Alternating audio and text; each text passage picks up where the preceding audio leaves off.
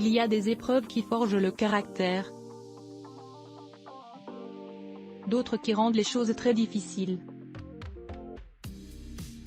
Pour Sophie Forte, l'année 2016 a été un véritable cataclysme, un tourbillon d'émotions multiples. La comédienne, qui célèbre ses 59 ans ce 7 mars 2023, avait épousé le metteur en scène et humoriste Éric Bouvron en 2008. Elle avait eu avec lui 2 filles, Nina en 2003 et Ottilie en 2006 et pensait passer le reste de sa vie entourée par les membres de sa famille. Hélas, une nuit, la veille de Noël, son époux lui a annoncé le pire.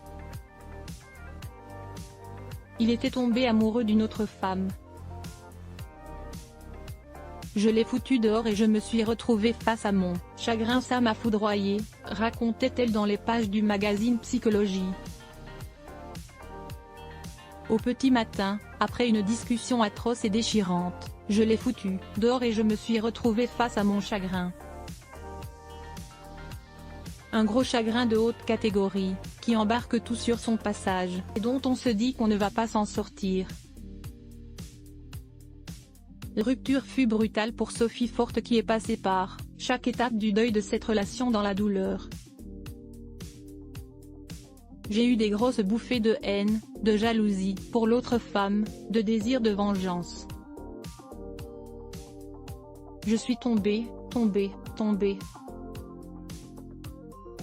Des jours et des nuits à ressentir la morsure du manque, s'était-elle souvenue, à force d'espérer entendre la porte s'ouvrir, à force de croire qu'Éric Bouvron allait regretter puis revenir, Sophie Forte a sombré dans la dépression.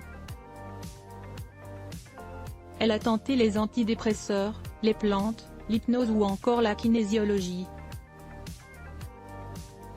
Mais c'est le remède le plus vieux du monde qui lui aura sorti la tête de l'eau, le rire. En se rendant au Festival d'Avignon, Sophie Forte a fait la rencontre de Virginie Lemoine. Ensemble, elles ont émis l'idée de transformer ce désespoir en spectacle humoristique.